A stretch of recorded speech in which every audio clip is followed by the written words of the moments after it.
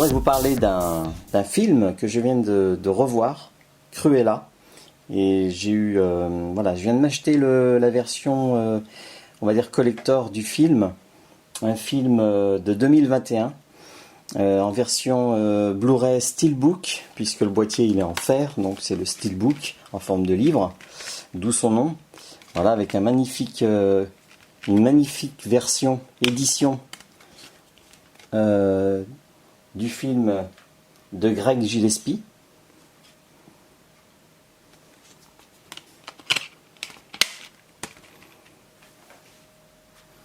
Voilà, un très très bel objet, un magnifique objet, avec le relief sur Cruella. Je sais pas si on le voit comme ça avec la brillance. Donc c'est le visage d'Emma Stone qui interprète le personnage principal. On navigue dans le menu, il y a des bonus, énormément de bonus. Il y a un magnifique son pour ceux qui sont équipés, un son 5.1. C'est vrai que c'est un régal à la maison de revoir ce film de 2h13. Donc la petite histoire, Estella donc naît avec une décoloration naturelle du cuir chevelu. On est dans les années 60. Son enfance va être très difficile pour se sociabiliser avec ses camarades à l'école. Donc le réalisateur a voulu évoquer déjà la différence. Voilà, on souligne un petit peu cet aspect-là. Et après, donc Estella grandit, elle rêve de devenir styliste, elle dessine beaucoup.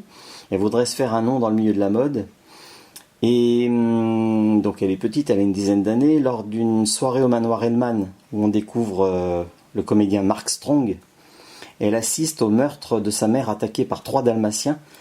Enfin, c'est ce qu'on pense nous au début en tant que spectateur, mais c'est tout autre chose en réalité au cours de l'histoire. Dans le film, 10 ans plus tard, donc Stella est interprétée par Emma Stone, voilà, que l'on connaît à travers tout un tas de films. Elle est accompagnée dans sa vie à Londres par 2 bandits de quartier, on va dire Jasper et Horace. Horace, moi je l'ai découvert dans ce comédien, dans le cas Richard Jewell. Donc elle est engagée comme femme de ménage au Liberty, à Londres, et elle rencontre à ce moment-là la baronne, Emma Thompson.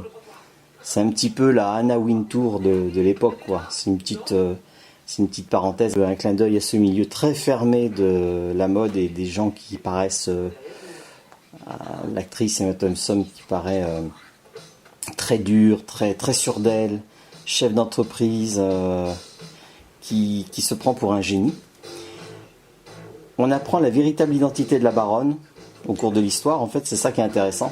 Puis Estella rentre comme assistante auprès d'elle. Et petit à petit, elle va faire son petit bonhomme de chemin.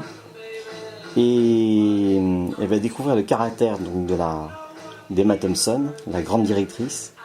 Et Estella va devenir petit à petit Cruella et devenir créatrice de mode à son tour pour contrer la nouvelle collection en préparation dans les ateliers de la baronne. Donc c'est là que toute l'histoire prend forme. Donc ça va être une sorte de vengeance après. Donc c'est un film musical, dynamique. C'est vraiment une version moderne des 101 Dalmatiens de Walt Disney de 1961. Pour ceux qui l'ont vu en dessin animé. Il y a une version, un premier film, une adaptation en 96 où Cruella c'était Glenn Close.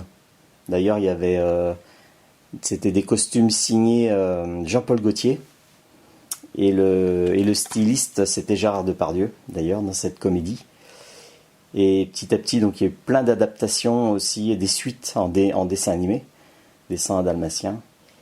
Et là, c'est vraiment une version très moderne, de 2021, Cruella.